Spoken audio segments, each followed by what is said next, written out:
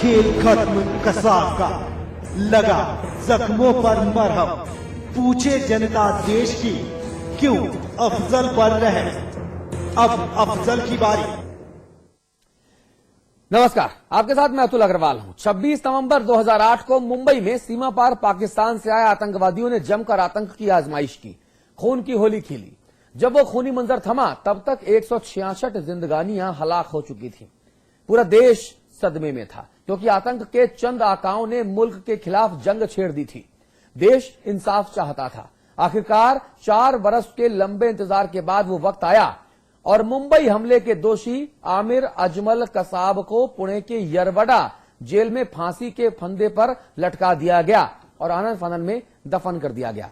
लेकिन जनता के जज्बातों को अब तक मुकम्मल तसल्ली नहीं मिल पाई है, क्योंकि कसाब को तो उसके गुनाहों की सजा मिल गई, लेकिन जिस नामुराद ने 13 दिसंबर 2001 को देश की संसद को दहलाया था, वो अब भी हमारी जेलों में हमारे ही दानों पर पाकिस्तानी जिहाद की इबारत लिखने का दुस्साहस कर रहा है।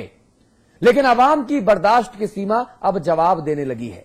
वो चाहती है कि उसकी सीमा पूरी तरह से जवाब दे जाए। उसके पहले इस मुल्क के हुक्मरान इस एक अदद सवाल का सीधा सपाट जवाब दें कि आखिर संसद पर हमले के दोषी अफजल गुरु को अब तक फांसी पर क्यों नहीं लटकाया गया और कब लटकाया जाएगा।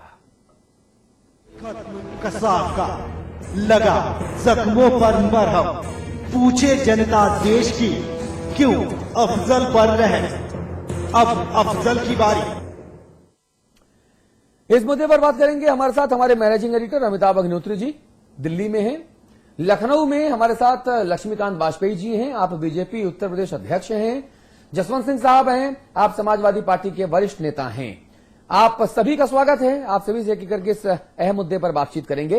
तो आतंकवादी कसाब को फांसी दिए जाने के बाद अफजल गुरु को जल्द से जल्द फांसी पर चढ़ाए जाने की मांग बुलंद होने लगी है। इन्हीं भावनाओं को उकेरती ये कविता पहले आप देखिए।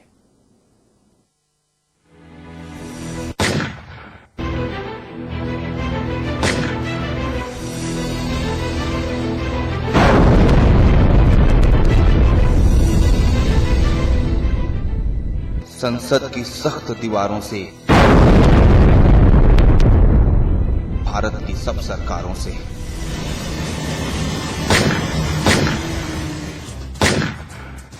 जनता के पालनहारों से, इस मुल्क के सिपहसालारों से अरदास कर रही जनता है, अब देर न कर ला मरहम दे।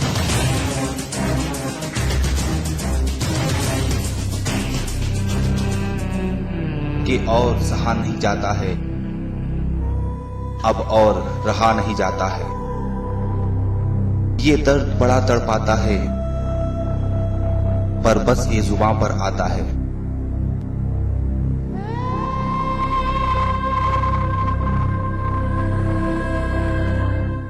कि याचना नहीं अब रण होगा, संघर्ष बड़ा भीषण होगा।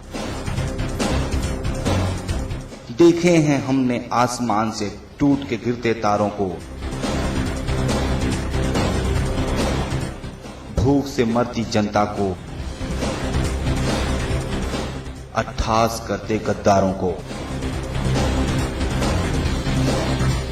चंद वोटों की खातिर तुमने हमको आपस में लड़वाया। जिसने संसद पर बम फोड़ा उसको भी तुमने बहलाया, भारत का कलेजा भराया।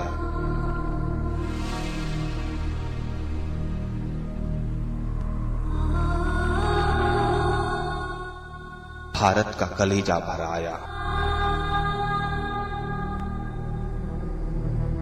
अब और सहा नहीं जाएगा, अब और रहा नहीं जाएगा। आतंक की आंधी के समक्ष उम्मीद के दिए जलाए हैं। तूफानों से लड़ने को हम सीना फौलादी लाए हैं। अब आखिर एक अरदास सुनो, गुहार नहीं हुंकार सुनो।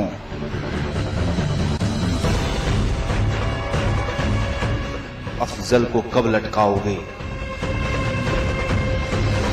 भूलकर सियासी दांव पेंच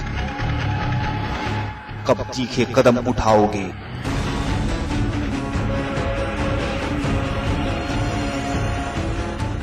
कब उसको फांसी चढ़ाओगे?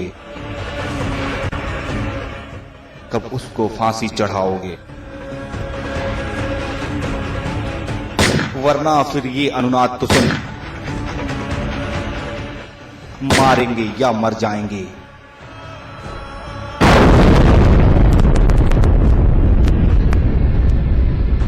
भारत का मान बढ़ाएंगे।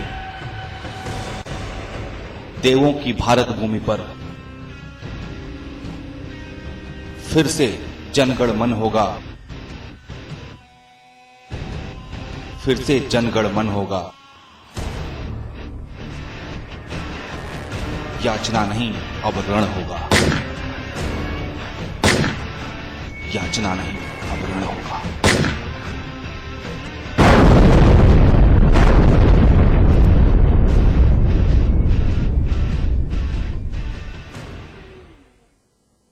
दिल को छूती ये पंक्तियां, ये आवाज इस कार्यक्रम के प्रोड्यूसर हमारे सहयोगी आलोक साहिल की मेहनत का नतीजा जो आपकी टीवी स्क्रीन पर कम से कम मेरी आंखों में नमी जरूर आई।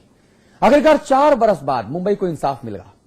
जख्म से मरहम तक के सफर में 4 साल का वक्त जरूर लगा, लेकिन 26/11 के आतंकवादी हमले के एकमात्र जिंदा बचे आतंकवादी आमिर अजमल कसाब को उसके अंजाम तक पहुंचाते हुए पुणे की यरवड़ा सेंट्रल जेल में फांसी दे दी गई और उसे वहीं पर दफन भी कर दिया गया। लेकिन कई सारे सवाल अभी भी खड़े हुए हैं।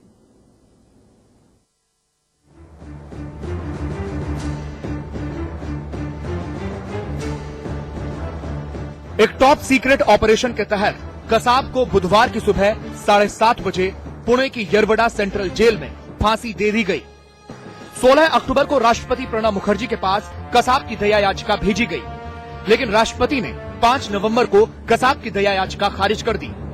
उसके बाद 8 नवंबर को गृह मंत्रालय की तरफ से महाराष्ट्र सरकार को कसाब की फांसी के आदेश दे दिए गए और 8 नवंबर को ही ये तय हो गया था कि देश के सबसे बड़े गुनहगार को 21 नवंबर की सुबह 7:30 बजे फांसी दी जाएगी। आज सुबह 7:30 बजे अजमल कसाब को यरवड़ा सेंट्रल प्रिजन में फांसी दी है। मुंबई का एक बहुत बड़ा इंसिडेंस हो गया था, इसमें 166 मारे गए थे। होम राष्ट्रपति जी ने 5 नवंबर को वो पेपर्स दे दिए और 8 तारीख को महाराष्ट्र सरकार को भेज दिया और उसी वक्त ये तय हो गया था वो फाइल पर कि 21 तारीख को सुबह 7:30 बजे उसको फांसी दी जाएगी। कसाब की फांसी के बारे में पाकिस्तान को भी सूचना दी गई, लेकिन पाकिस्तान की तरफ से कोई जवाब न आने पर कसाब को यरवड़ा जेल में ही दफन कर दिया गया। 2 दिन पहले कसाब को मुंबई से पुणे ले जाया गया। आज सुबह समय पर 7:30 बजे जो तय हुआ था समय, जो एडिशनल सेशंस जज ने तारीख तय की थी, उसके अनुसार फांसी दी गई। कसाब को यरवड़ा जेल में ही दफनाया गया है। कसाब को फांसी देकर भारत सरकार ने यह साफ संदेश दिया है कि भारत के खिलाफ जंग छेड़ने वाले हर शख्स का यही हश्र होगा। लेकिन अब सवाल ये भी उठने लग गए हैं कि संसद पर आतंकी हमले के दोषी अफजल गुरु को कब फांसी होगी। ब्यूरो रिपोर्ट के साथ अमित रावत, समाचार प्लस।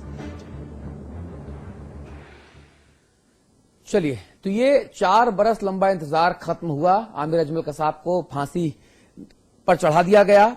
लक्ष्मीकांत वाजपेयी जी हमारे साथ बीजेपी प्रदेश अध्यक्ष हैं, लखनऊ से जुड़े हुए हैं। जसवंत सिंह साहब, आप सपा के नेता हैं। वाजपेयी साहब जी, कम से कम कांग्रेस जो मृत प्राय पड़ी नजर आ रही थी बीजेपी के लोगों को, एनडीए के लोगों को, एक के बाद एक जो बयानबाजियां हो रही थी, कांग्रेस ने फांसी चढ़ाकर एक बहुत अच्छा मैसेज डाउन द लाइन जरूर दिया है। यह मैसेज अंतर्राष्ट्रीय स्तर पर भी दिया गया, क्योंकि कंबोडिया के नामपेन में प्रधानमंत्री तमाम देशों के राष्ट्राध्यक्षों के साथ जब मृत्यु दंड उन्मूलन के यूएन के प्रस्ताव के खिलाफ वोटिंग हुई देश की तरफ से, तभी यह साफ हो गया था कि कुछ ना कुछ महत्वपूर्ण है जो होना बाकी है। लेकिन इतनी जल्दी होगा, यह सवाल एक बड़ा था। पॉलिटिकल आक्षेप, आरोप प्रत्यारोप का दौर शुरू हुआ और इसमें आपकी पार्टी, आपका गठबंधन काफी पीछे छूटता नजर आया। कसाब को फांसी देने के नाम पर कोई मतभेद नहीं था। हाँ। कसाब को फांसी दी जाए, ये देश की जनता की मांग थी। हाँ। और जनता की मांग को भारतीय जनता पार्टी प्रस्तुत कर रही थी। हाँ। कसाब को देर से दी गई फांसी, लेकिन दे दी गई। भारतीय जनता पार्टी इस निर्णय से संतुष्ट है। लेकिन अभी कुछ दिन पहले भारत सरकार के एक मंत्री का बयान आया था कि राष्ट्रपति जी के यहाँ जो दया याचिकाएं लंबित हैं, वो क्रमशः अंतिम निर्णय होता है और तदनुसार ही क्रमशः उनको फांसी दी जाती है। ठीक बात है। मैं जानकारी चाहता हूं कि अफजल गुरु, जिसकी दया याचिका पहले लंबित थी, वो दया याचिका लंबित रह गई और बाद की दया याचिका पर निर्णय कर लिया गया। तो सरकार ने अगर ये अच्छा काम किया है तो ये राष्ट्र हित में किया गया काम है।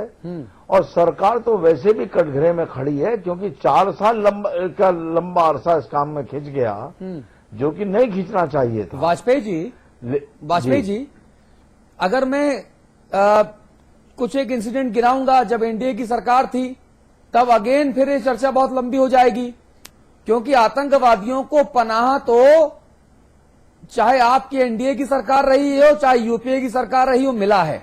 वो अप्रिय परिस्थितियों में मिला, लेकिन मिला जरूर। कंधार कांड इसका उदाहरण देख लीजिए।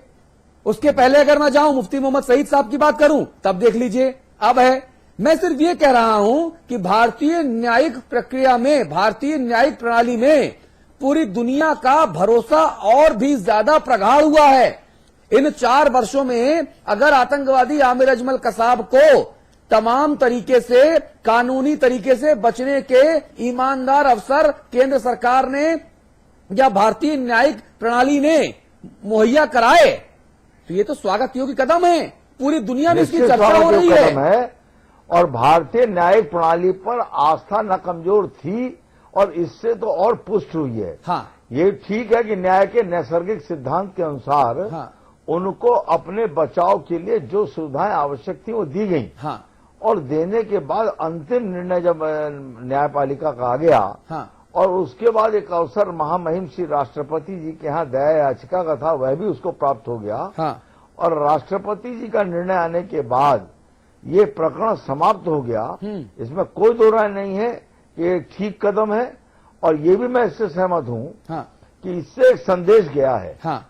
अब देश के असमत के साथ खिलवाड़ करने से पहले कोई भी आतंकवादी ये जरूर सोचेगा। हाँ। कि रास्ता खुल गया है। देखिए, आप अंतर्राष्ट्रीय स्तर पर भारत को एक सॉफ्ट स्टेट के तौर पर जानते थे, हम भी जानते थे, और भारत एक सॉफ्ट स्टेट के तौर पर जाना वाकई जाता है।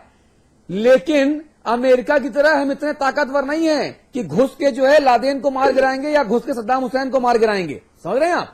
तो जो हमारी जो परिस्थितियां हैं, उन परिस्थितियों में, उन नियम कायदे कानून के मुताबिक, उन भौगोलिक कंडीशंस के हिसाब से भारत की सरकार ने बहुत अच्छा फैसला किया और अंतर्राष्ट्रीय स्तर पर भारत की छवि में सुधार हुआ।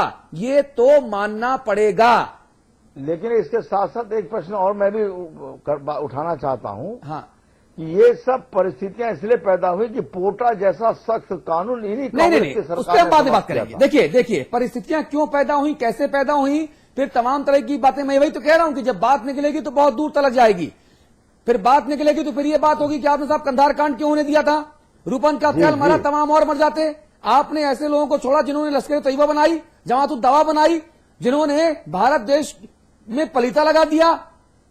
तो फिर देखिए, फिर बड़ी असहज स्थिति हो जाएगी। इसलिए मैं सिर्फ 26/11 26/11 के रिपल्केशंस, उसके बाद अब क्या, अफजल गुरु का नंबर। मैं सिर्फ इस बारे में बात करना चाहूंगा।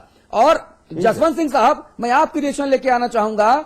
मुझे समाजवादी पार्टी के किसी भी बड़े नेता की प्रतिक्रिया अभी तक नहीं मिली। हो सकता है मेरा ज्ञान आधा अधूरा हो सकता है मेरी जानकारी कमतर हो। सुबह से हो सकता है मैंने कई सारे चैनल्स देखे और आपके पार्टी के बारे की रिएक्शन इस बारे में ना आई हो। तो पहले सपा का अधिकृत पक्ष में जानना चाहूंगा इस पर। देखिए, सपा का अधिकृत तो सपा के राष्ट्रीय अध्यक्ष और उत्तर प्रदेश के मुख्यमंत्री बताएंगे। हाँ, लेकिन हमने सुबह ही जब फांसी दी गई तो हमसे पूछा गया और हमने अपनी प्रतिक्रिया व्यक्त की थी और दूसरे चैनल के लोग थे, आपका चैनल नहीं था। हाँ, इसलिए शायद देख नहीं पाया। अब दोबारा बता दीजिए।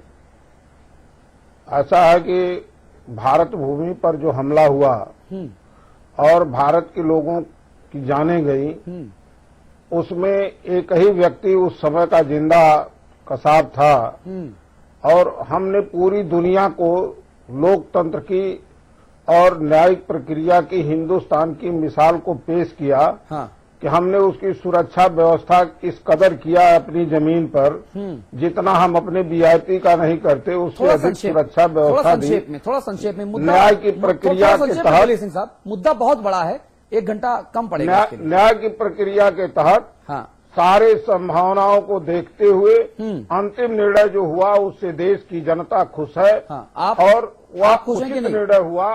अरे देश आप में खुश हैं कि नहीं? हमारे देश की गरिमा भी बढ़ी। अरे आप और आपकी पार्टी खुश है कि नहीं, मुझे बताइए ना, सीधा जवाब। नहीं, मैं भी खुश हूँ, मेरी पार्टी भी इसी देश में रहती है। अच्छा, और अफजल देश गुरु के बारे के में मामले में, अफजल गुरु के एक मामले मिनट में आप क्या होना जरा सुन चाहिए? लीजिए।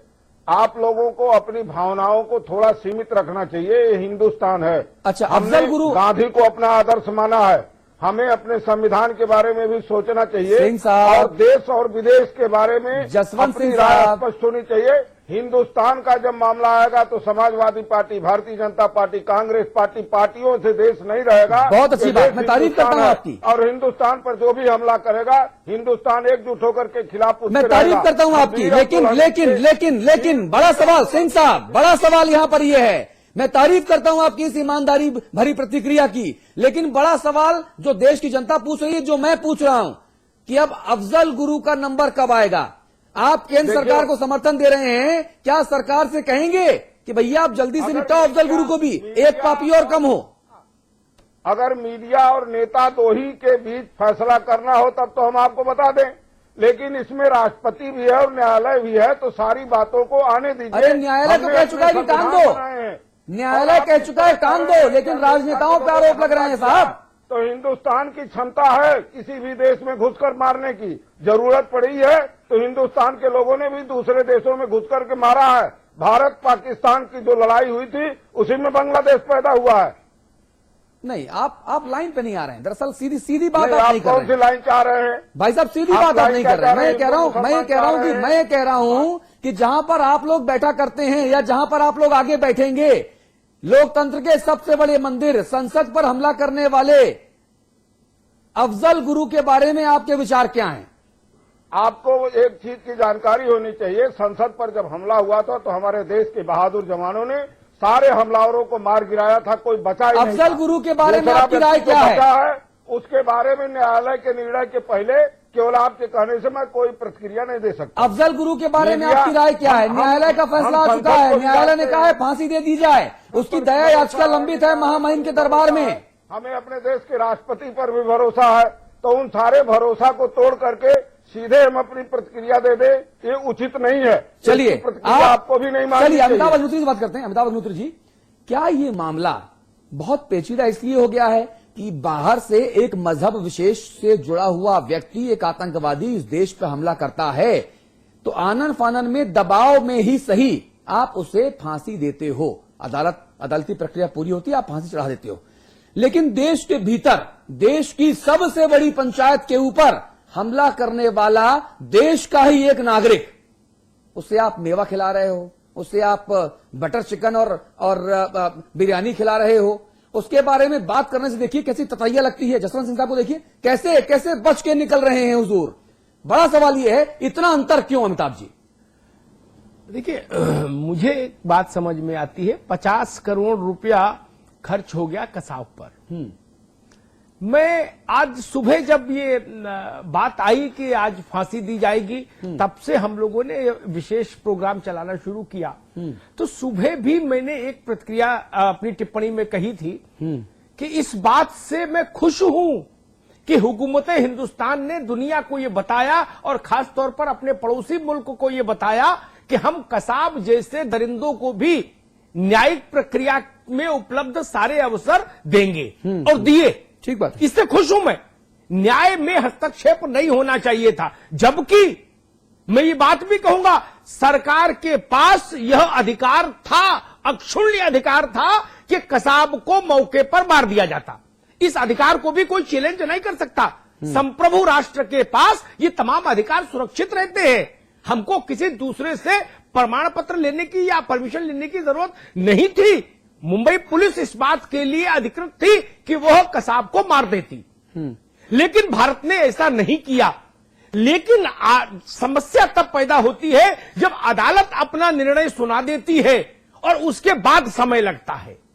वह समय राजनीतिक होता है, वह समय सरकार के माथे पर आता है, वह उस समय में सरकार कटघरे में खड़ी होती है। 4 वर्ष में 3 वर्ष लगा अदालती कार्रवाई में, उस पर मुझे कोई रंज नहीं। अदालत अपना काम अपने ही लिहाज से करे, अच्छी बात है। लेकिन आज सुप्रीम कोर्ट का फैसला आने के बाद तो गेंद आ जाती है जनता के लोगों के बीच में, जो जनता द्वारा निर्वाचित है, चाहे वो राष्ट्रपति हो चाहे वो सरकार हो। इस देश से बड़ा न राष्ट्रपति न सरकार। इस देश के मानस को समझना होगा। 2001 में संसद पर हमला हुआ। मुंबई का हमला मैंने प्रत्यक्ष नहीं देखा, लेकिन संसद का हमला मैंने प्रत्यक्ष देखा। मैं वहां मौजूद था। उस घटना के बाद उस समय के भारत के प्रधानमंत्री ने कहा था कि अब आर पार होगा। मुझे तो ना आर दिखाई दिया ना पार दिखाई दिया। खैर छोड़ दीजिए, उसके भी कूटनीतिक बाध्यताएं मैं समझ सकता हूं, राजनीतिक बाध्यताएं। लेकिन जब अफजल गुरु को इस देश की सबसे बड़ी अदालत ने कहा कि हम इस नतीजे पर पहुंचे हैं कि यही मुख्य सूत्रधार है उस साजिश का, इसको हैंग करिए, तब इतना समय क्यों लग रहा है? तब कोई जम्मू कश्मीर का मुख्यमंत्री ये क्यों कहता है कि फिजा बिगड़ जाएगी? कोई दिल्ली का मुख्यमंत्री ये क्यों कहता है कि कानून व्यवस्था की स्थिति पैदा हो जाएगी? ठीक बात है। अगर भारत हुकूमत हिंदुस्तान एक आतंकवादी को फांसी देने पर कानून व्यवस्था को नहीं सुधार के रख पाती, तो फिर हुकूमत पर शर्म आनी चाहिए। ये बड़े विचित्र स्थिति है। कसाब को भी इतने समय के बाद जो समय चुना, आपने टाइमिंग पर गौर करिए। कसाब को जो फांसी आज दी गई, मैं इसका स्वागत करता हूं, ये देश की संतोष का विषय है। लेकिन इसकी टाइमिंग पर जरूर सवाल है अभी भी मेरे जहन में कि इसके लिए जो समय चुना गया, एग्जीक्यूटिव ने जो समय चुना, वो समय दूसरे किस्म के संकेतों की ओर भी इशारा करता है। इनसे बचना होगा, इस पार्टी पॉलिटिक्स से बचना होगा। कम से कम ईश्वर के लिए इतना ये राजनेता कर दे कि आतंकवाद से जुड़े मसलों में सियासत को परे रख दे। अगर एक व्यक्ति पाकिस्तानी नेशनल है तो उस पर दांव खेल जाओ, एक व्यक्ति हिंदुस्तानी नागरिक है तो उस पर दांव मत खेलो। उस पर कहो फिजा खराब हो जाएगी। फिजा नहीं, फारूक अब्दुल्ला साहब कहते कैसे हैं फिजा खराब हो जाएगी? हुकूमत किस लिए है? फौज किस लिए है? सुरक्षा व्यवस्था किस लिए है? क्या किसी भी आतंकवादी को सिर्फ इसलिए जिंदा रखे कि उसको मारे जाने पर फिजा खराब हो जाएगी? बिल्कुल सही बात। लानत है उस हिंदुस्तान की हुकूमत पर। और जसवंत सिंह साहब, अगर वो हुकूमत है तो ऐसी हुकूमत इस देश को स्वीकार नहीं करनी चाहिए। अगर यह तर्क दे जसवंत सिंह साहब, आतंकवाद का कोई मजहब नहीं होता। हम अगर इस्लामिक आतंकवाद शब्द का इस्तेमाल नहीं कर रहे तो हम हिंदू आतंकवाद शब्द का भी इस्तेमाल नहीं कर रहे, हम क्रिश्चियन आतंकवाद शब्द का भी इस्तेमाल नहीं कर रहे, हम सिख आतंकवाद शब्द का इस्तेमाल भी नहीं कर रहे। पंजाब भी जल रहा था, बाबरी मस्जिद किस तरह से गिराई गई उसको भी अलग अलग तरीके से लोगों ने देखा। ये जो आतंकवाद है, अलग अलग जगहों पर बम धमाके हो रहे हैं, ये भी सबने देखा। आतंकवाद, सुषमा स्वराज जी बहुत अच्छी बात कहती हैं कि आतंकवाद का कोई मजहब, कोई धर्म, ईमान नहीं होता। आतंकवाद का कोई रंग नहीं होता। आतंकवाद का सिर्फ एक ही रंग होता है और वो है काला रंग। जसवंत सिंह साहब, और इसीलिए मैं आपसे कह रहा हूं कि हम चाहे किसी भी जाति, बिरादरी, धर्म, क्षेत्र, मजहब की राजनीति करें, लेकिन कम से कम पाक परवरदिगार ऊपर वाले के लिए इस देश की सुरक्षा से तो समझौता ना करें। सिंह अब साहब, समस्याएं एक तब और ज्यादा गहरा जाती हैं, सिक्योरिटी फोर्सेस का मनोबल बहुत टूट जाता है। बिल्कुल। जब वो देखती हैं कि सत्ता में बैठे लोग उन लोगों को छोड़ने का या जेल से बाहर निकालने का जतन करने लगते हैं, हाँ। जो लोग उन आतंकवादी गतिविधियों के खलनायक हुआ करते हैं। जी, और हम वहां से समस्या पैदा होती है। और हम सत्तारूढ़ सपा की बात कर रहे हैं, वहां आपकी पार्टी की बात कर वहां रहे हैं। से सिक्योरिटी फोर्सेस का मनोबल टूटता है, वहां से संकट मोचन में मारे गए लोगों का मनोबल टूटता है। वहां रामपुर पे सीआरपीएफ कैंप पर जो हमला हुआ, वहां जो लोग शहीद हुए, उनका मनोबल टूटता है। इससे बचना चाहिए। पॉलिटिकल लोगों के मुकदमे लगाओ, वापस लो, ये आपस में खेलो, अच्छी बात है। आओ मुकदमा खेले, खेलो, कोई दिक्कत नहीं हुजूर। आप जसवंत जी पे मुकदमा लगा दे, जसवंत जी आए तो लक्ष्मीकांत वाजपेयी जी पे लगा दे, खेलो, ये भी समर्थ, वो भी समर्थ। लेकिन ईश्वर के लिए उन लोगों पर कोई कवच मत दीजिए, उनको कोई राजनीतिक कवच मत दीजिए जो लोग गुनहगार हैं इस मुल्क के। सिंह साहब, कहीं भी बम फटता है वो भारत पर हमला होता है, चाहे वो संकट मोचन हो, चाहे सीआरपीएफ कैंप हो, चाहे अक्षरधाम हो, ठीक बात। चाहे श्रीनगर हो, चाहे भारत की संसद। ठीक बात है। जसवंत सिंह साहब, मैं सिर्फ आपसे एक सवाल पूछूंगा, पूरी ईमानदारी से, पूरी विनम्रता से, और आपसे चाहूंगा कि आप पहली बार हमारे स्टूडियोज में आए हैं तो आपका विशेष आभार जताते हुए आपसे पूरी ईमानदारी की मैं उम्मीद करूंगा, क्योंकि राम आश्रय कुशवाहा जी हों, राजेंद्र चौधरी जी हों, रविदास मेहरोत्रा जी हों, राजीव राय जी हों, सारे लोग हमारे यहाँ आते हैं। आजम खान साहब भी बैठते हैं हमारे चैनल पे लाइव, और हर कोई समाचार प्लस चैनल पर जो कहता है वो ईमानदारी से कहता है, पार्टी लाइन में रहकर ही कहे, लेकिन कहता ईमानदारी से है। आपसे मैं भारत के नागरिक होने के नाते एक बात पूछना चाहता हूं, बहुत ईमानदारी से। अगर सुप्रीम कोर्ट ने किसी व्यक्ति विशेष को किसी अपराध विशेष के लिए, देश के खिलाफ युद्ध छेड़ने जैसे संगीन अपराध के लिए सजाए मौत मुकर्रर की है और दया याचिका महामहिम राष्ट्रपति महोदय के पास लंबित है, तो हम उससे ये नहीं कहेंगे कि वो निर्दोष है या बच गया। अदालत ने तो दोषी करार ही दिया, और अभी तक आप अफजल गुरु को दोषी मानने को तैयार नहीं है क्या? देखिए, ऐसा है कि हमारे देश पर जब जब हमला हुआ विदेशियों से, सीधी बात तो हमारा कीजिए देश- जसवंत सिंह साहब, टीवी की मजबूरी है, एक बात तो सीधी सुनिए, बात सुनना, सीधी बात कहना जरूरी है। नहीं तो सीधी बात आपसे मैं कह रहा हूं, देश और विदेश में फर्क जानिए। अरे भाई, जब अफजल देश पर हमला गुरु विदेशी सुप्रीम करता है कोर्ट ने तो कहा कि ये हमारा दोषी देश है, होता है। फांसी दे दी जाए। अफजल गुरु को आप दोषी मानते हैं या नहीं मानते? अफजल गुरु भी दोषी सुप्रीम कोर्ट ने माना है। आप और वो मानते हैं कि नहीं मामला मानते? राष्ट्रपति के पास है, तो राष्ट्रपति का अधिकार मेरे पास और आपके पास नहीं है कि मैं राष्ट्रपति। अरे हम के इस अधिकार देश की को अभी जनता बता हैं, दूंगी। हम सबसे ऊपर हैं, सुनिए इस बात को आप। अतुल जी, नहीं, अतुल आप जी, सोच सकते हैं अपने को कि आप सबसे एक ऊपर बात हैं। मैं आप कहूं, सोचते हैं कि अरे आप तो सुप्रीम कोर्ट का जो फैसला आया, उस सुप्रीम कोर्ट के फैसले को एज इट इज रिपीट करने में भी संकोच हो रहा है। बहुत बार बहुत खेल हुआ है। योगी आदित्यनाथ हमारे साथ हैं, आप भारतीय जनता पार्टी के वरिष्ठतम नेताओं में से एक हैं और गोरखपुर से लोकसभा सांसद हैं। योगी आदित्यनाथ जी, बहुत स्वागत है आपका। फोन कट गया है जी। क्या खेल हुआ है जसवंत सिंह साहब? खेल की बात कह रहे हैं, बताइए, खेल बताइए जरा। मैं कह रहा हूं, देश के अंदर तो बहुत धाराएं लगी, बहुत लोगों पर लगी, बहुत लोग देशद्रोही घोषित किए गए, बहुत लोग। अरे तो आप कह दीजिए ना कि अफजल गुरु संत है। हमारे देश पर बहुत। आप ये कह दीजिए ना कि अफजल गुरु संत है, महात्मा है, ये भी नहीं कह रहे आप। क्या? आप कह दीजिए कि अफजल गुरु बेकसूर है, संत महात्मा है। नहीं, मैं अफजल गुरु को संत और महात्मा की सर्टिफिकेट कैसे दे दूंगा? तो फिर कहिए ना, मैं तो उनके फिर बारे कहिए में- कि दोषी है। उनके- सुप्रीम कोर्ट ने नहीं, दोषी मैं- करार दिया है, आप क्यों नहीं कह सकते? आप देशभक्ति की बात करिए और देश की बात करिए, और आपके कहने से न कोई देशद्रोही है और न सुप्रीम कोई कोर्ट के देशभक्त कहने से तो है मान्यवर, वो आप नहीं मान नहीं, रहे। सुप्रीम कोर्ट है तो उसके ऊपर अभी हमारे संविधान में राष्ट्रपति कैसे है। घिनौनी राजनीति करते हैं, कैसे घिनौनी राजनीति करते हैं मान्यवर। एक बात मैं कहूं, वो शायद सबके लिए उपयोगी होगी। राष्ट्रपति की दया, वाजपेयी जी, अब मैं 1 मिनट में टिप्पणी खत्म करके आपके पास आता हूं। राष्ट्रपति के पास दया याचिका का जो प्राविधान है संविधान में, उसकी मैं हकीकत जरा बता दूं, उसकी प्रक्रिया बता दूं। भारत का राष्ट्रपति बाध्य है सरकार के परामर्श को स्वीकार करने के लिए। कैबिनेट के गृह मंत्री के। वह अपने विवेक से कोई फैसला नहीं ले सकता। इसीलिए जब संविधान बना तो भारत के राष्ट्रपति को सेरेमोनियल हेड बनाया गया। एग्जीक्यूटिव हेड सरकार होती है। योगी जी जुड़ गए हैं। अमिताभ जी, अगर आपकी इजाजत तो मैं जी, जी, जी। योगी जी, बहुत स्वागत है आपका। हाँ, धन्यवाद जी। योगी जी, मुझे एक चीज समझ नहीं आ रही, अगर सुप्रीम कोर्ट ने किसी आतंकवादी को देशद्रोही मानते हुए फैसला सुनाया है कि आप इसे फांसी पे लटका दीजिए, और उस आतंकवादी की, उस दोषी व्यक्ति की दया याचिका अगर लंबित है महामहिम राष्ट्रपति के पास, तो क्या हम ये मानेंगे कि वो बेकसूर है? देखिए, बेकसूर उसको नहीं माना जा सकता। सुप्रीम कोर्ट ने तो पहले ही उसको फांसी की सजा सुना दी है। हमारे साथ जसवंत सिंह साहब बैठे हैं, आप इस बारे में जानते आप मानने को तैयार नहीं। दिल्ली सरकार ने स्वयं इस बात को कहा था कि गृह मंत्रालय ने दिल्ली सरकार से इस बात को कहा कि अफजल के मामले को लेट किया जाए। दुर्भाग्य है कि यह सरकार आतंकवादियों को वोट बैंक जोड़ करके इस राष्ट्र की सुरक्षा के साथ खिलवाड़ कर रही है। हाँ।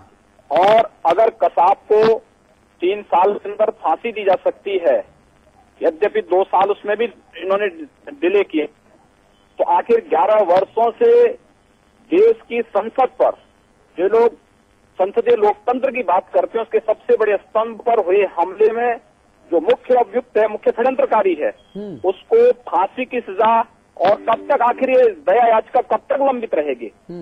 ये केवल एक शरारत है इस देश के साथ, और जनभावना के साथ खिलवाड़ है, और देश के संसदीय लोकतंत्र को कमजोर करने की एक साजिश है। इसलिए उसको तत्काल फांसी दी जानी चाहिए। जी, योगी आदित्यनाथ साहब, बहुत धन्यवाद आपका, बहुत धन्यवाद आपका समाचार प्लस से बात करने के लिए। जसवंत सिंह साहब, वाजपेयी जी कुछ कहना चाह रहे हैं। वाजपेयी जी आपके पास आऊंगा। जसवंत सिंह साहब, अगर आप आज्ञा दें, चूंकि आप अफजल गुरु को दोषी अपने मुंह से नहीं कह रहे, अगर आप आज्ञा दें तो मैं जनता जनार्दन के फोन कॉल्स खोल दूं और जनता से आपकी इस हिचक के बारे में राय ले लूं। नहीं, फिर जनता बताएगी कि जसवंत सिंह साहब आपकी दरअसल हिचक क्या है, झिझक क्या है आपकी। का विवाद करके आपने देश को जलाया है। जो फैसले हो रहे हैं वो सख्त फैसले होंगे। देश पर भरोसा रखिए। अरे मुझे तो आप पे भरोसा रखने का मन हो रहा है भाई साहब, लेकिन आप भरोसे वाली बात ही नहीं कह रहे। अपराधी का सफाया होगा, अपराधी को कोई बख्शेगा नहीं। हाँ, उत्तर प्रदेश में जब आतंकवादी वारदातों के मुलजिमों के ऊपर से मुकदमे वापस लेने की प्रक्रिया शुरू हो जाएगी तो वाकई उत्तर प्रदेश में जुर्म कम हो जाएंगे। बहुत अच्छी बात है। वाजपेयी जी कुछ कह रहे हैं आप? मेरा ये कहना है, माननीय सर्वोच्च न्यायालय ने अंतिम निर्णय अफजल गुरु को दोषी मानते हुए फांसी की सजा सुना दी। महामहिम राष्ट्रपति जी के पास दया याचिका केवल इस बात के लिए गई है कि फांसी दी जाए या सजा बदलकर आजीवन कारावास कर दिया जाए। राष्ट्रपति के पास ये अधिकार सुरक्षित नहीं है कि वो उसे निर्दोष साबित कर सके। ये समझाइए आप जसवंत सिंह साहब को, ये मानने को तैयार नहीं है। जसवंत सिंह साहब, मजहब की राजनीति करना अच्छी बात है, लेकिन आंखों की शर्म भी होनी चाहिए। नहीं है, राष्ट्रपति को केवल उसको फांसी की सजा या उसको बदलने की सजा इतना तो कर सकता है, लेकिन राष्ट्रपति उसको निर्दोष साबित नहीं कर सकता। जब सुप्रीम कोर्ट ने उसको फांसी की सजा दे दी है तो दोषी तो वो है, निर्दोष तो वो हो ही नहीं सकता। केवल क्वांटम ऑफ पनिशमेंट परिवर्तन हो सकता है। वाजपेयी जी और राष्ट्रपति और राज्यपाल के पास जो दया याचिका का जो अधिकार रहता है वो मेरिट से नहीं, उसका मेरिट से ताल्लुक ही नहीं है। वह दया है, अनुकंपा है। फिर वह अनुकंपा है कि आप दोषी थे, फिर भी आपकी सजाए मौत को, फांसी की सजा को हमने बदल दिया दया पर, कृपा पर, अनुकंपा पर, आजीवन कारावास में। दोषी तो वो जो एक बार अदालत ही साबित करेगी, घोषित करेगी। अदालत के बाद अदालत अगर सुप्रीम कोर्ट, भारत की सर्वोच्च न्यायालय घोषित कर दे कि यह व्यक्ति देशद्रोही है, यह व्यक्ति अपराधी है, तो हिंदुस्तान की पूरी सरकार मिलके भी उसको निर्दोष घोषित नहीं कर सकती। जसवंत सिंह साहब, आप भी नहीं? नहीं, हम तो बिल्कुल नहीं कर सकते। हम नहीं तो आप दोषी भी नहीं कह रहे ना, आप दोषी कहने में भी झिझक रहे हैं माननीय बिल्कुल अफजल गुरु साहब को। ना झिझक रहा हूं, लेकिन आपको गलतफहमी है कि आप ही हिंदुस्तान के हैं और अग्निहोत्री जी हिंदुस्तान के, आप इस देश के राष्ट्रपति को हिंदुस्तान का मानने को तैयार नहीं है। अरे मैं तो इस देश आपको में सबसे बड़ा पैदा हिंदुस्तानी हुआ मान रहा हूँ, हिंदुस्तानी है। लेकिन आप ये कहने को तैयार क्यों नहीं है कि अफजल गुरु दोषी है? जसवंत जी, मैंने आज सुबह से जितनी बार भी बोला है, हर बार कहा कि मैं प्रणब मुखर्जी के इस कदम की सराहना करता हूं। उन्होंने उन पर भरोसा एक रखिए ना अच्छा अभी। फैसला किया, लेकिन मैं राष्ट्रपति की सीमाएं भी जानता हूं। मैं जानता हूं संविधान ने महामहिम के हाथ पांव कहां कहां बांधे हैं, मैं जानता हूं। नहीं, कहीं नहीं बांधे हैं अग्निहोत्री जी। आप संविधान की इतनी बड़ी कुर्सी को चुनौती मत दीजिए। देश का राष्ट्रपति है, अगर हमें आप जसवंत सिंह जी, लगेंगे कि राष्ट्रपति कुछ नहीं, नहीं है तो देश आप नहीं चलेगा। जसवंत सिंह जी, आप कुतर्क कर रहे हैं दरअसल। तब आप कुतर्क कर रहे हैं, कुतर्क। राष्ट्रपति कुछ नहीं है, अकेले अग्निहोत्री जी और समाचार चैनल उसको फांसी देगा। राष्ट्रपति जी तो गृह विभाग की रिपोर्ट के आधार पर जो गृह विभाग सिफारिश करता उसको मानने के लिए बाध्य हैं, उनके पास विकल्प नहीं है। ये संवैधानिक प्रक्रिया है जसवंत सिंह साहब। ये संविधान को हम नेतागिरी कब्जा नहीं है कि भाषणबाजी कर दी और चले गए। हमारे ही देश में बना है और हमसे आपसे ज्यादा बुद्धिजीवी लोगों ने बनाया है। तभी आपसे कह रहा हूं, आजादी की लड़ाई लड़ने वालों ने इस देश को कि संविधान दिया है। उस संविधान का इस तरह माखौल उड़ाना ठीक नहीं है। मखौल नहीं उड़ा रहा जसवंत जी, मैं सिर्फ तथ्य सामने रख रहा हूं। आप सवाल उठा रहे हैं इस देश के संविधान पर। मैं सवाल आपकी नीयत पे उठा रहा हूं, सुनना चाहते हैं आप? राष्ट्रपति को मैं सवाल आपकी नहीं नीयत है। पे उठा रहा हूं। मंत्रालय चल रहा है, उसको मानने को नहीं तैयार है। मैं सवाल तो आपकी केवल एक नीयत पे उठा रहा हूं भाई साहब। व्यक्ति के देश नहीं चलेगा। मैं आपकी नीयत पे सवाल उठा रहा हूं। जब भारत पाकिस्तान की लड़ाई होती है, भारत चीन की लड़ाई होती है, तो सारा धर्म आप मेरी बात सुनिए इकट्ठा होता ना है हिंदुस्तान सिंह के नाम साहब। पर। सिंह साहब, मैं सवाल आपकी नीयत पे उठा रहा हूं, आपके कथन पे उठा रहा अब हूं। आप हमारी नीयत पर सवाल उठाएंगे, आप हमको सर्टिफिकेट देंगे कि हम देशभक्त हैं कि नहीं है? नहीं दे रहे। एक इस तरह का आपसे आपका सर्टिफिकेट शब्द मैं है। लेना चाहता हूं कि अफजल गुरु देशभक्त है कि देशद्रोही है, और आप बोलने को तैयार नहीं। अगर सुप्रीम कोर्ट ने फैसला दिया है, संजय निरूपम जुड़ गए हैं हमारे साथ। संजय निरूपम भाई साहब, बहुत बहुत स्वागत है आपका समाचार प्लस पर। संजय निरूपम जी, संजय निरूपम जी। हाँ जी, बोल रहा हूँ, बोलिए। जी, देर आयत दुरुस्त आयत, लेकिन तारीफ के काबिल काम जरूर किया सरकार ने। सराहना कबूल कीजिए हमारी। शुक्रिया, बहुत बहुत शुक्रिया। हमारे साथ समाजवादी पार्टी के हमारे मित्र बैठे हैं, लखनऊ से वरिष्ठ नेता जसवंत सिंह साहब हैं। ये अपने मुंह से कहने को तैयार नहीं कि आमिर अजमल कसाब या अफजल गुरु के बारे में बात हो रही है कि अफजल गुरु दोषी है। ये अपने मुंह से कहने को तैयार नहीं, कह रहे हैं राष्ट्रपति फैसला करेंगे। देखिए, सबसे पहले कसाब को आज जो फांसी दी गई है उसके लिए कोई विशेष सराहना की आवश्यकता नहीं है। ये सरकार की जवाबदारी थी। हाँ। सरकार में जिस तरीके से हाँ। पूरी न्याय प्रक्रिया जिस तरीके से तेजी से काम कर गई, और राष्ट्रपति महोदय ने जिस प्रकार से दया याचिका को साइन किया, रिजेक्ट किया मतलब, हाँ। और उसके बाद जिस तरीके से वो एग्जीक्यूट किया गया उस फैसले को, निश्चित तौर पर इसके लिए सरकार को शाबाशी देनी चाहिए। हाँ, ये हम सबकी जवाबदारी थी, कानून की प्रक्रिया के तहत यह होना था। उसके बाद अफजल गुरु संसद पर जो हमला हुआ था, उस हमले का मुख्य अभियुक्त है और उसको सुप्रीम कोर्ट ने फांसी की सजा सुनाई है। तो दोषी हो गया, दोषी है, दोषी। उसने दया याचिका दायर की है। दया याचिका के ऊपर राष्ट्रपति जी जो फैसला करेंगे उस फैसले के हिसाब से तत्काल कार्रवाई होनी चाहिए, जैसे कसाब के मामले में हुआ। जी, यानी जल्दी से जल्दी अफजल गुरु को उसकी करने की सजा मिलनी चाहिए ना? बिल्कुल बिल्कुल बिल्कुल। बहुत धन्यवाद संजय निरूपम साहब हमारे साथ जुड़ने के लिए। इस वक्त हमारे साथ लखनऊ से धर्म गुरु खालिद रशीद फिरंगी महली साहब जुड़ गए हैं। महली साहब, बहुत इस्तकबाल आपका।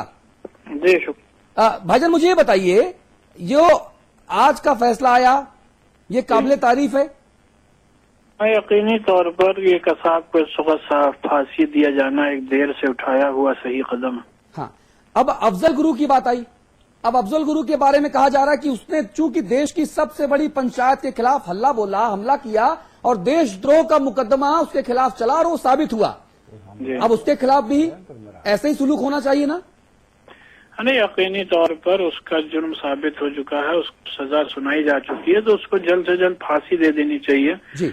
को इतना डिले करना हम ये समझते हैं कि मुल्क की जो सिक्योरिटी है जी और मुल्क की जो उनका जो आपका न्याय की प्रक्रिया है उस पर एक सवालिया निशान लगा हुआ है। जी, मौलाना साहब, एक बड़ी चीज मैं आपसे और पूछना चाहूंगा। अगर कोई भी नेता विशेष या कोई भी व्यक्ति विशेष या कोई भी राजनीतिक दल विशेष का नुमाइंदा अगर अभी भी अफजल गुरु के लिए दोषी शब्द का इस्तेमाल ना करे, जी। तो क्या कहेंगे आप? नहीं, वो बात गलत है। जब अदालत उसको ऑलरेडी कन्विक्ट कर चुकी है कि वो पार्लियामेंट पे अटैक करने का दोषी है और उसका अगर जुर्म साबित है, तो फिर अगर अदालत उसको मुजरिम करार दे चुकी है तो फिर किसी को ये कहना कि ये वो मुजरिम नहीं, हम नहीं समझते कि ये मुनासिब है। हाँ, देखिए मौलाना, मैंने सवाल इसलिए पूछा कि जब सर्वोच्च अदालत, सुप्रीम कोर्ट किसी व्यक्ति विशेष को देशद्रोह में आरोपी था, वो उसको दोषी करार दे चुकी है, उसको सजाए मौत मुकर्रर की जा चुकी है, तब राष्ट्रपति चाह कर भी उसे निर्दोष साबित नहीं कर सकते। ये संविधान नहीं है इस देश का कि राष्ट्रपति, देखिए राष्ट्रपति भी जनता के द्वारा चुना गया नुमाइंदा है। संविधान की बाइंडिंग तो इस देश में रहने वाले हर व्यक्ति के ऊपर लागू होती है। हर बात है, मुल्क के प्रेसिडेंट भी वो कॉन्स्टिट्यूशन के अंडर में आते हैं। हाँ। और इस बात से तो किसी को इख्तियार हम समझते हैं नहीं होना चाहिए कि जिसको सुप्रीम कोर्ट ने मुजरिम करार दिया हो और फिर इतने बड़े क्राइम का मुजरिम, हाँ, उसको किसी भी किस्म की दया याचिका या दया की कोई उम्मीद उसके लिए की जानी चाहिए। बहुत अच्छी बात कह रहे हैं मौलाना। एक सवाल मेरे मन में बहुत दिनों से था, मैंने सोचा था कि व्यक्तिगत तौर पर जब मिलूंगा आपसे, जैसे लखनऊ में मिलता रहता हूं मैं, मिलूंगा तो आपसे पूछूंगा, लेकिन चलिए अब 18 करोड़ की आवाम के सामने, दर्शकों के सामने पूछता हूं मैं। फारूक अब्दुल्ला साहब, नेशनल कॉन्फ्रेंस के अध्यक्ष, वो कहते हैं कि साहब खाकी जल उठेगी अगर अफजल गुरु को फांसी दी जाएगी। उनके बेटे, उनके पुत्र, उनके साहबजादे, वो कहते हैं, उमर अब्दुल्ला साहब मुख्यमंत्री हैं, कहते हैं कानून व्यवस्था के लिए एक बहुत बड़ा खतरा पैदा हो जाएगा। इन दोनों बातों से इत्तेफाक रखते हैं क्या आप? नहीं, बिल्कुल नहीं इत्तेफाक रखते। कश्मीर जो है वेरी मच इंटीग्रल पार्ट है हिंदुस्तान का, और वहाँ के चीफ मिनिस्टर या वहाँ के कोई भी कॉन्स्टिट्यूशनल अथॉरिटी को इस टाइप का हम समझते हैं फैसला, इस टाइप का अगर स्टेटमेंट देता है तो वो अफसोसनाक है। जी, अगर उत्तर प्रदेश में राजनीति करने वाले कोई राजनेता अगर मजहबी वोट हासिल करने के नाम पर अगर अफजल गुरु को पब्लिक पोस्चरिंग में दोषी नहीं मानते या दोषी नहीं बताते, उनके लिए कोई नसीहत देना चाहेंगे आप?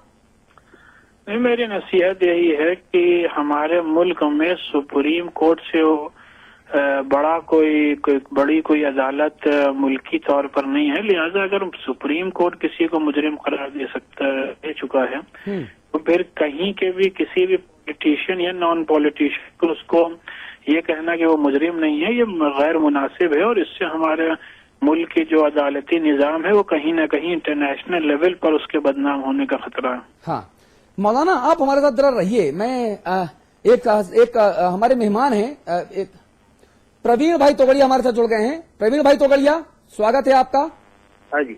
आमिर अजमल कसाब को तो फांसी हो गई, किए की सजा मिल गई। हमारे साथ धर्मगुरु लखनऊ से जुड़ रहे हैं खालिद रशीद फिरंगी महली साहब, वो भी इसका खैर मकदम इस्तकबाल कर रहे हैं। वो भी कह रहे हैं कि अफजल गुरु को जल्द से जल्द फांसी पर चढ़ा दिया जाना चाहिए। अब देर कहाँ है? क्या राजनीतिक इच्छा शक्ति की कमी है तोगड़िया जी? कसाब की फांसी देने की निर्णय का हम स्वागत करते हुए, हाँ, कसाब को फांसी देने के लिए न्यायिक प्रक्रिया से प्रयास करने वाले पुलिस अधिकारी और उसका एडवोकेट को भी धन्यवाद करते हैं। ठीक बात। पर प्रश्न है कि कसाब को तो फांसी हुई, मोहम्मद अफजल गुरु को अब तक फांसी क्यों नहीं हुई? हाँ। देश में जगह जगह पर आतंक की घटनाएं हुई, हाँ, वह करने वाले को फांसी क्यों नहीं हुई? हाँ। जम्मू कश्मीर में अब तक 30,000 से अधिकांश पुलिस और सेना के जवानों को आतंकवादियों ने मारा है। हाँ। उनमें से भी आतंकवादी को फांसी क्यों नहीं हुई? हाँ।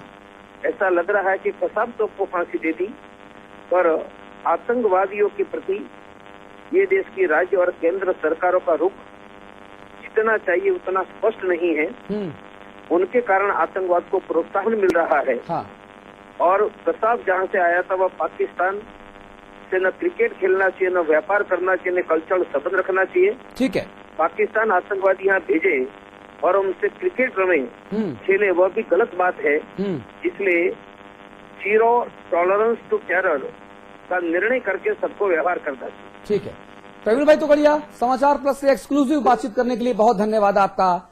जसवंत सिंह साहब, टीवी की मजबूरी है, ब्रेक लेना जरूरी है, लेकिन एक बहुत छोटी सी रिएक्शन के लिए मैं आपके पास जरूर आऊंगा। मौलाना फिरंगी महली साहब की जो बातें हैं, वो बातें अच्छी लगी आपको? हमें बिल्कुल बुरी नहीं लगी, लेकिन हम एक बात जानते हैं कि दुनिया में हिंदुस्तान एक ऐसा देश है जहां राष्ट्रपति सर्वोपरि है। हम उसको नकारना संविधान से भी नहीं ऊपर है। चाहते, न नकारेंगे। संविधान से ऊपर है क्या? संविधान के तहत ही व्यवस्था है कि राष्ट्रपति सर्वोपरि है। हाँ, इसीलिए मैं आपसे कह रहा हूं कि संविधान के तहत ये भी इसीलिए व्यवस्था मैं भी है। आपको बता रहा हूं आप मेरी कि बात तो सुनिए। संविधान की आप मेरी मान्यता बात जो तो है, सुनिए। हम उसको नकारेंगे नहीं। आप मेरी बात तो सुनिए। मैं वकील भी हूं, इसलिए मैं कह रहा हूं, मेरी बात तो सुनिए। मैं बोलूं कुछ, अगर आपकी आज्ञा हो तो। बिल्कुल आदेश है जी, मैं आपसे सिर्फ ये कहना चाहता हूं, उसी संविधान ने महामहिम राष्ट्रपति को जो शक्ति दी है, उस शक्ति का दायरा सीमित है। महामहिम राष्ट्रपति महोदय सुप्रीम कोर्ट के द्वारा किसी को दोषी करार दिए जाने के बाद ये शक्ति नहीं रखते कि उसे निर्दोष पलट नहीं सकते फैसले को। हाँ, उसे निर्दोष करार नहीं दे सकते। ये उस संविधान में प्रदत्त अधिकार के दायरा बता रहा हूं मैं आपको। वो सिर्फ इतना कर सकते हैं कि मेरी बात तो सुन लीजिए, मेरी बात पूरी नहीं हुई।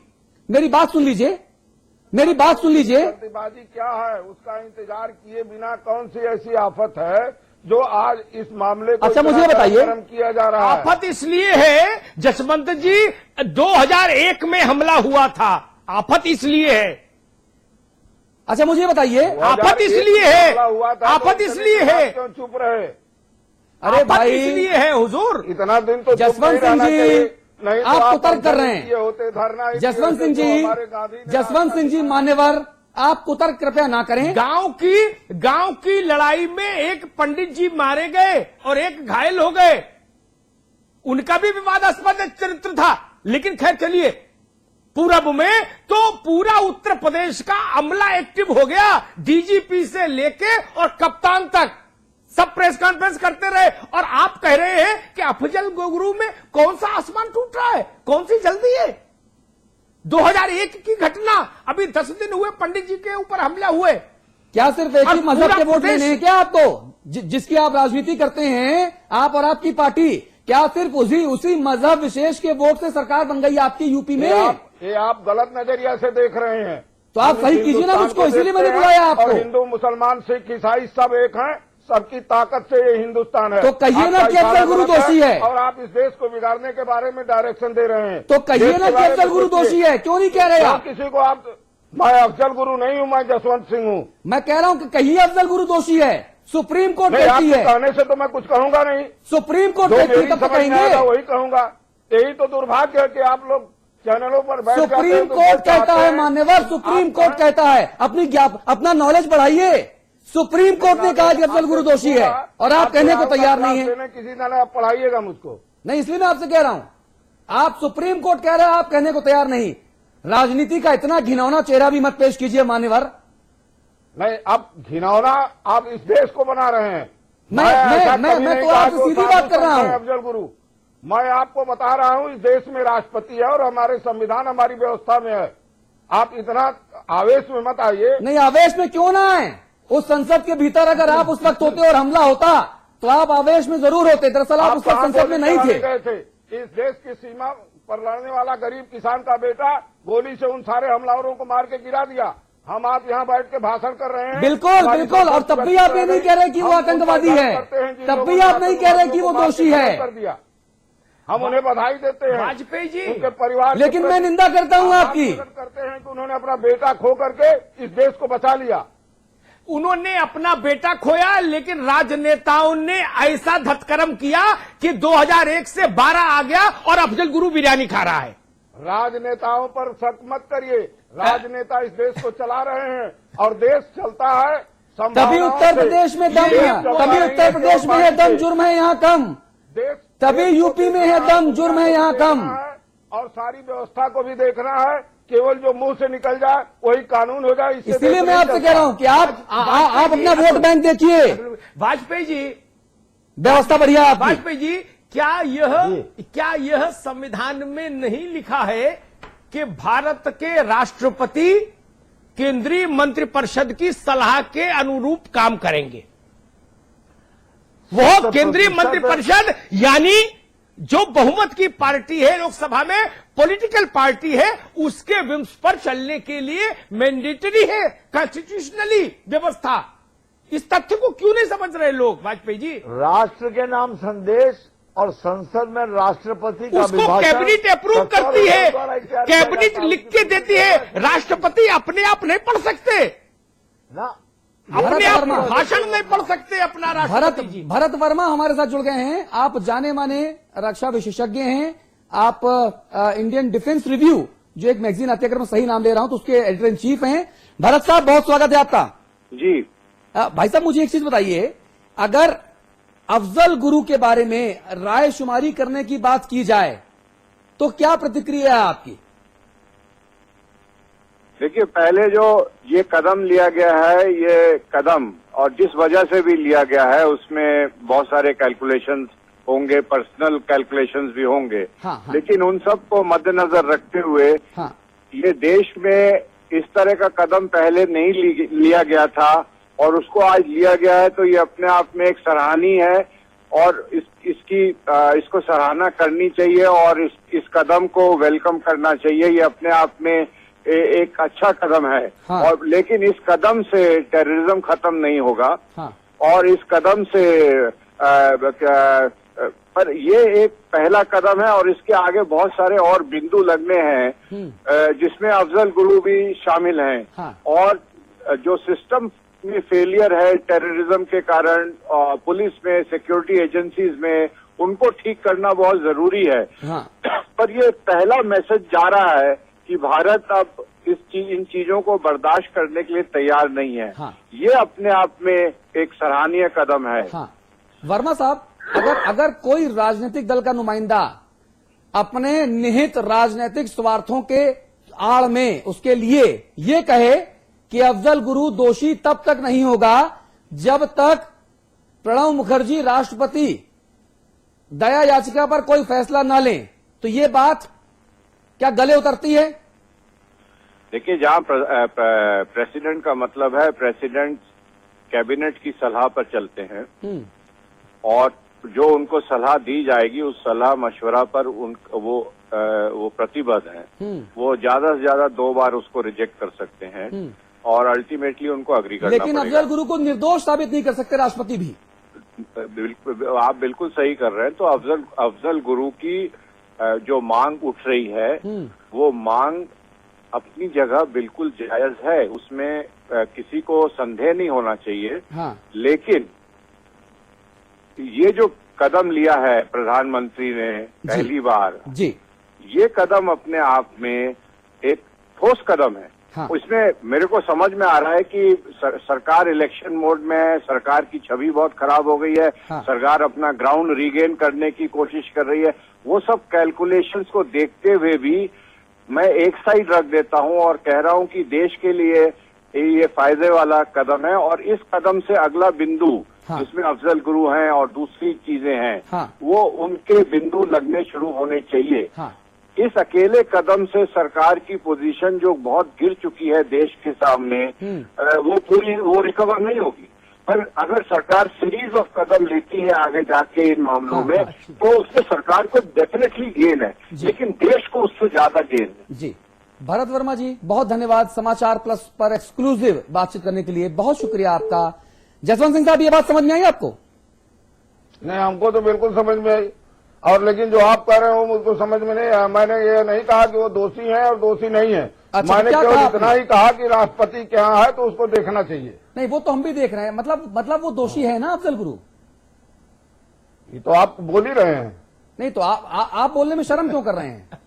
नहीं, शर्म नहीं कर रहे हैं, लेकिन हम आप जो कहेंगे वही कहेंगे, ये सही नहीं है। नहीं, मैं तो केवल विनती कर रहा हूं। नहीं, आप इस तरीके से भाई साहब जरा चाहेंगे तो ये उचित नहीं है। जरा मेरा ज्ञानवर्धन कीजिए ना, मेरा ज्ञानवर्धन कीजिए कि अफजल गुरु दोषी है या नहीं है। निर्णय का इंतजार करेंगे। नहीं, मेरा ज्ञानवर्धन कीजिए कि आप भी इंतजार करिए। मेरा ज्ञानवर्धन कीजिए कि अफजल गुरु अभी मैं उसको दोषी कहूं कि ना कहूं। चलिए, देखिए, सुप्रीम कोर्ट ने दोषी कहा है और राष्ट्रपति के यहाँ गया है, तो राष्ट्रपति के निर्णय का इंतजार करिए। ये हमारे संविधान की व्यवस्था है, उसको नकारिए मत। तो मैं उसको दोषी ना कहूं, करिए, उसको विध्वंस भी मत करिए। अच्छा, तो मैं अभी अफजल गुरु को दोषी ना कहूं ना? ऐसा है कि कसाब की फांसी तो आपने दिया नहीं। हाँ। भारत की सरकार ने दिया है। हाँ। आप अफजल गुरु का भी इंतजार करिए, राष्ट्रपति का निर्णय आने दीजिए। नहीं नहीं, वो ठीक है, मैं कह रहा हूं कि मैं अफजल गुरु को तब आप आलोचना करिएगा कि निर्णय उचित है कि अनुचित है। अरे मैं तो आपसे बात कर रहा हूं, मान्यवर, संविधान की व्यवस्थाओं के मैं तो आपसे बात कर रहा हूं, तो मैं अफजल गुरु को दोषी कहूं कि ना कहूं? अभी बना हुआ संविधान है, हाँ। हम उसको सुपरसीड कर जाएं। सिंह साहब, तो हर चीज को सिंह साहब, मैं एक बहुत तर्क टिप्पणी करने जा रहा हूं। दरअसल आपको संविधान का सा भी नहीं पता। सुनिए मुझसे, आप संविधान के नाम पर यहां पर पैरवी जरूर कर रहे हैं, पैरोकारी कर रहे हैं, लेकिन आपको संविधान का सा भी नहीं पता। अगर आपको संविधान का सा भी पता होता तो आप ये कहते कि अफजल गुरु दोषी है। ये आप बोल रहे हैं, मैं तो आप मुझे गलत साबित कीजिए बात को। आप मुझे गलत साबित कीजिए कि भाई साहब गलत कह रहे हैं।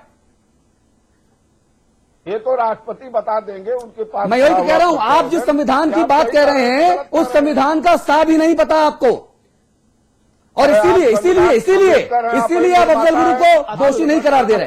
अतुल, एक मैं बहुत विनम्रता से एक सवाल जसवंत भाई से के सामने रखूंगा। जसवंत भाई मेरा एनलाइटनमेंट करें, मेरा ज्ञान बढ़ाएं। भारत के संविधान की किस धारा, अनुच्छेद, उपधारा के तहत यह व्यवस्था उनके संज्ञान में आई कि भारत का राष्ट्रपति सुप्रीम कोर्ट के द्वारा दोषी सिद्ध हुए व्यक्ति को निर्दोष घोषित कर सकता है? और अपने किसी जानकार के फोन में पूछ लीजिए। मुझे ये पता, देश पर विदेशी अपनी गलत नियत से पैर रखने वाले व्यक्ति को तत्काल सफाया कर देना चाहिए, लेकिन अगर वह जिंदा पकड़ लिया गया है तो हमारी दुनिया के स्तर पर जो हिंदुस्तान की अपनी छवि है, हमने जिस तरीके से पेश किया है, हमें उसी तरीके से पेश किया जाना चाहिए। जबरदस्ती नहीं इस देश के साथ होनी चाहिए। मेरा सवाल दूसरा था जसवंत भाई, मैंने पूछा बहुत सामान्य सवाल कि संविधान की किस धारा, अनुच्छेद और उपधारा के तहत भारत गणराज्य के राष्ट्रपति को यह अधिकार हासिल? इसको अनुमति क्या हिंदुस्तान के लोगों ने अनुमति दिया था कि आके हमारे देशवासियों पर गोली चला दो? तो अफजल गुरु को अनुमति दी थी क्या? मैं जो सवाल पूछ रहा हूं उसका उत्तर नहीं, आप लोग दिए होंगे, मैं तो नहीं दिया था। अफजल गुरु आपसे पूछ के किया था क्या हमला कर रहे हैं संसद पर? आपके ग्रुप पे होगा, मेरे ग्रुप में तो है नहीं। वही तो मैं कह रहा हूं कि अफजल गुरु आपसे पूछ के गया था हमला करने, जिसे आप दोषी नहीं मान रहे। ज्यादा रहता है दिल्ली में, हम लोग तो बहुत दूरी पर हैं। इसलिए मैं आपसे कह रहा हूं कि आप दोषी क्यों नहीं मान रहे? वाजपेयी जी अफजल गुरु को अपराधी, आतंकवादी, दोषी, देशद्रोही कहने में क्या समस्या क्या है लोगों को? वाजपेयी जी, मैं केवल इतना कहना चाहता हूं, सुप्रीम कोर्ट द्वारा दोषी सिद्ध व्यक्ति को महामहिम राष्ट्रपति जी निर्दोष साबित नहीं कर सकते। वही मैं भी कह रहा हूं। क्वांटम ऑफ पनिशमेंट को कम कर सकते हैं। जसवंत सिंह जी क्या कह रहे हैं? भारत सरकार के गृह मंत्रालय के द्वारा जो संस्तुति जाएगी, सामान्यतः महामहिम राष्ट्रपति उसे मानने के लिए बाध्य है। अफजल गुरु दोषी हैं। मैं तो एक प्रश्न और पूछना चाहता हूं कि भारत सरकार के गृह मंत्री का ये बयान आया था कि जिस क्रम से दया याचिकाएं लंबित हैं उसी क्रम से उन पर निर्णय होगा। अजमल कसाब से पहले अफजल गुरु की दया याचिका लंबित है, उसका निर्णय क्या जम्मू कश्मीर के मुख्यमंत्री उमर अब्दुल्ला, नेशनल कॉन्फ्रेंस के अध्यक्ष फारूक अब्दुल्ला और दिल्ली के मुख्यमंत्री शीला दीक्षित के कहने के कारण बीच में पेंडिंग छोड़ दी गई है? ये जवाब भारत सरकार से नहीं, शीला दीक्षित का बयान आज आ गया है। शीला दीक्षित से खुद मेरी बातचीत हुई है, वो जवाब उनका आज आया है। उन्होंने कहा है अफजल गुरु को भी जल्द से जल्द फांसी पर चढ़ाया जाना चाहिए और हम ये प्रयास कर रहे हैं। अतुल, ये जवाब आज उनका आया, लेकिन जब उन्होंने फाइल पर दिल्ली सरकार ने टिप्पणी भेजी थी तो उसने यही लिखा था। दिल्ली सरकार, बिल्कुल सही बात है। और मैं एक बात बता दूं, वाजपेयी जी, जसवंत सिंह जी, आप जसवंत भाई ने कहा कि मैं दिल्ली में रहता, तो मैं दिल्ली का थोड़ा बताऊं। शीला दीक्षित का सचिवालय, दिल्ली सरकार का सचिवालय और केंद्र के गृह मंत्रालय का दफ्तर रायसीना हिल पर सिर्फ 2.5 किलोमीटर का फासला है और 3 साल लग गए फाइल को वहां तक जाने में। वाजपेयी जी, 3 साल जी, मैं तो 2.5 किलोमीटर का सफर तय करने में 3 साल लग गए, और जब फाइल भेजी तो उस पर लिखा कि कानून व्यवस्था की स्थिति प्रभावित हो जाएगी। ये स्थिति किसी भी सरकार के द्वारा ये टिप्पणी लिखना उसकी कायरता का परिचायक है। जी, चलिए अब जसवंत सिंह, अब आपसे क्या पूछूं मैं? चलिए, जो आपको अपने मन से कहना हो कह दीजिए। क्योंकि हम अपनी चर्चा के आखिरी दौर में आ चुके हैं। देखिए, ऐसा है कि हमारे देश पर जो भी हमला करता है, जो आतंकवादी होता है, उसको फांसी की सजा होनी चाहिए। हाँ। उसके साथ कोई रियायत नहीं होनी चाहिए। हाँ। देश हमारा सर्वोपरि है। हाँ। लेकिन हम तमाम बुद्धिजीवियों से भी चाहेंगे कि इस देश में हिंदू, मुसलमान, सिख, ईसाई के बीच भेदभाव न पैदा करें। ठीक बात है। इस देश को हिंदुस्तान रहने दें। इस हिंदुस्तान को सबने बनाया है। बहुत अच्छी बात आप कह रहे हैं। अफजल गुरु दोषी है? जसवंत सिंह जी, जसवंत सिंह जी, आवाज आना बंद हो गई क्या? जी, शायद आवाज नहीं आ रही है। वक्त भी खत्म हो चुका है। वाजपेयी जी, बहुत संक्षेप में अगर कुछ कहना चाहें तो आप। आवाज जाना बंद हो गया। अमिताभ जी, संपादकीय टिप्पणी का वक्त। आवाज भी बड़ी बेवफा है, ऐन मौके पे चली जाती है। देखिए, मैं ये कहूंगा कि हमको आतंकवादियों से जितना नुकसान होता है ना, उससे ज्यादा नुकसान होता है जब हम विभिन्न कारणों से देश की अस्मिता, संप्रभुता और उसकी सुरक्षा के साथ समझौता करने लगते हैं। ठीक बात। उससे ज्यादा डिमोरलाइजेशन होता है। नीचे तक जनता का मन टूटता है, मन डूबता है। सुरक्षा बलों के लिए मनोबल टूटता है कि किसके लिए मरे। जो लोग पॉलिटिकल लीडरशिप इस देश को दे रहे हैं, उनको कम से कम इस मामले में दो टूक राय रखनी चाहिए। अरे, आपकी पार्टी का कार्यकर्ता हो तो उसके लिए धरना प्रदर्शन करिए, उसको मत मानिए अपराधी। अरे, जो देश पर हमला कर रहा भाई, किसी के मकान में चोरी की होती, सेंधमारी की होती, चैन छीनी होती, मोबाइल छीना होता अफजल गुरु ने, तो उसकी वकालत करते सब लोग, क्या दिक्कत थी? लेकिन जो देश पर हमला करे, उसके साथ कोई मुरब्बत इस देश का आदमी करे, संकोच करे, लिहाज करे, ये चीज देश को स्वीकार नहीं हो सकती। हाँ। ये तय करना होगा कि हिंदुस्तान पार्टियों से बड़ा है, हिंदुस्तान राजनीतिक हितों से बड़ा है। और जो लोग ये कह रहे हैं कि टेलीविजन पर बैठकर आप बोलते हैं, तो उनको ये देखना चाहिए, ये जानते हुए कि गुजरात में चुनाव है, ये जानते हुए कि लोकसभा का सत्र 22 से शुरू हो रहा है, ये जानते हुए कि 14 की तैयार बिगुल फूक गया है, इन सबको जानते हुए भी मैं समझ रहा था कि कसाब के लिए ये तारीख क्यों चुनी गई।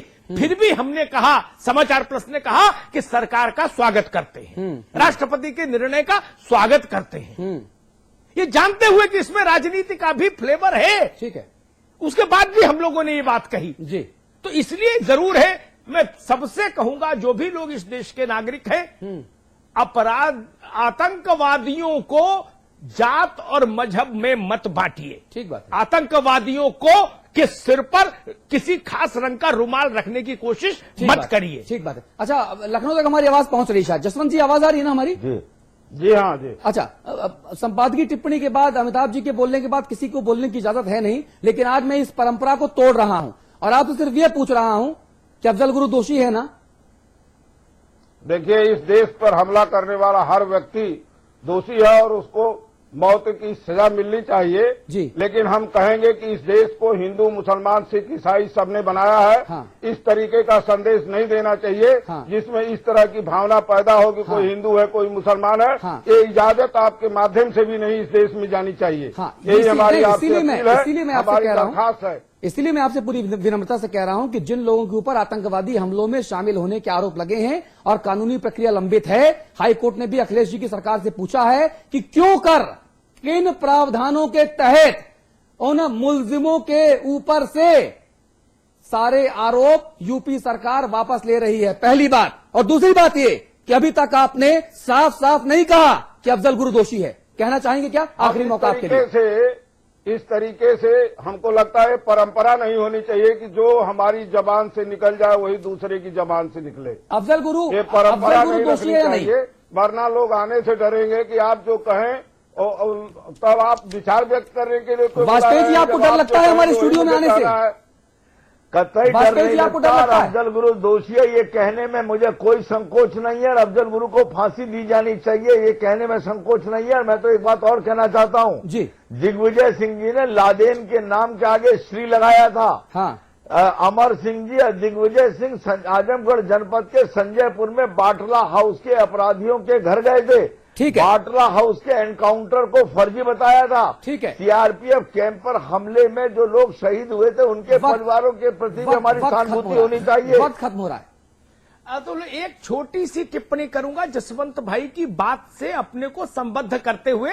उन्होंने कहा कि हिंदू, मुसलमान, सिख और ईसाई में नहीं बांटना चाहिए। ठीक बात है। एक सलाह जसवंत भाई को दूंगा, अपनी सरकार को बताइएगा जसवंत सिंह जी कि जब चिट्ठी लिखे कलेक्टर्स को तो ये नहीं लिखे मुस्लिम युवक, ये नहीं लिखे। युवक लिखिए केवल। जसवंत सिंह जी, ये नहीं लिखिए कि संकट मोचन में मामले में गिरफ्तार हुए निर्दोष मुस्लिम युवक, ये नहीं लिखिए। एक चीज और, ये नहीं लिखिए। एक चीज और, हिंदू मुसलमान में मत बांटिए। ये देश सबने मिलकर बनाया है, हिंदू, मुसलमान, सिख, ईसाई सबने मिलकर बनाया है। और जसवंत सिंह जी, आपको भले ही समाचार प्लस के स्टूडियोज में आने से डर लगे तो वो आपका मामला है, लेकिन राम आश्रय कुशवाहा जी को डर नहीं लगता, राजेंद्र चौधरी जी को डर नहीं लगता, राम गोपाल यादव जी को डर नहीं लगता, रविदास मेहरोत्रा जी को डर नहीं लगता, और बाकी और नेता भी हैं जो मेरी उंगलियों में हैं, लेकिन मेरे पास वक्त नहीं है। बहुत बहुत शुक्रिया आप सभी लोगों का। अफजल गुरु दोषी है, उसे जल्द से जल्द फांसी पर लटकाया जाना चाहिए। ये हमारा संपादकीय स्टैंड। बहुत धन्यवाद आपका। नमस्कार।